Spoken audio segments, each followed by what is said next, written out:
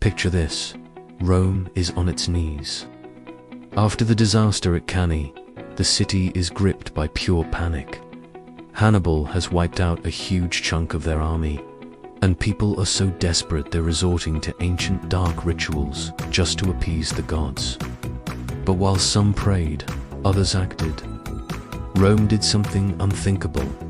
They lowered the draft age to 17, and even armed slaves, promising them freedom if they fought.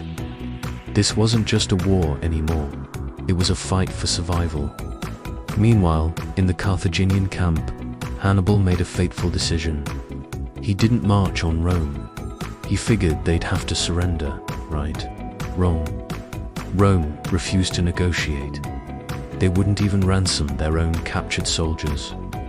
Hannibal's bluff was called. He realized then that to beat Rome, he couldn't just defeat them. He had to completely annihilate them. Back in Rome, a new strategy emerged under Fabius Maximus. They called it the Fabian strategy, the plan. Don't fight Hannibal directly. Just shadow him, harass his supply lines, and wear him down. While Hannibal was stuck playing whack-a-mole with cities in southern Italy, Rome went on the offensive everywhere else. They took Syracuse in Sicily, despite Archimedes' incredible war machines. They neutralized allies of Carthage in Greece. And in Spain, even after losing two of their best generals, the Scipio brothers, they refused to give up. Then, a new player enters the game, a 26-year-old named Publius Cornelius Scipio. He's bold, he's charismatic, and he's been studying Hannibal his entire life. Rome makes him proconsul and sends him to Spain. Scipio knows Spain is the key. Instead of chasing armies, he does the unexpected. He launches a lightning-fast surprise attack on New Carthage, the enemy's main supply hub. Using the low tide to his advantage, he scales the unbreakable sea walls and captures the city in a single day. Scipio was a master of psychology and deception. At the Battle of Ilipa, he truly showed his genius. For days, he lined up his troops in the same predictable formation, lulling the enemy into a false sense of security. Then, one morning, he attacked early, completely reversing his lines. He put his strongest Roman legions on the wings to smash the weaker enemy flanks, while his less experienced troops in the center just held the line.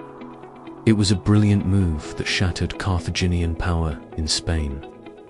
By taking Spain, Scipio cut off Hannibal's lifeline of men and supplies. The tide of the war had finally turned. With Spain secured, Scipio returns to Rome, a hero, and is elected consul. His plan is simple and ruthless. Don't attack the monster. Attack its home.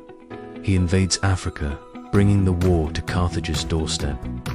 There, he outmaneuvers them again, this time diplomatically. He forges an alliance with the Numidian king, Massinissa, gaining the best cavalry in the world. Then, in a terrifying night raid, he sets fire to the enemy's camp of flammable reed huts, wiping out a massive army in one fell swoop. A terrified Carthage sends a message to Italy: "Come home, Hannibal." After 16 years of fighting on foreign soil, Hannibal is forced to abandon his lifelong quest to defend his own city. The two greatest generals of the age finally meet face to face before the final battle. Hannibal, the old master, offers peace. But Scipio, the young student, knows he holds all the cards. He refuses. The stage is set for the ultimate showdown, the Battle of Zama.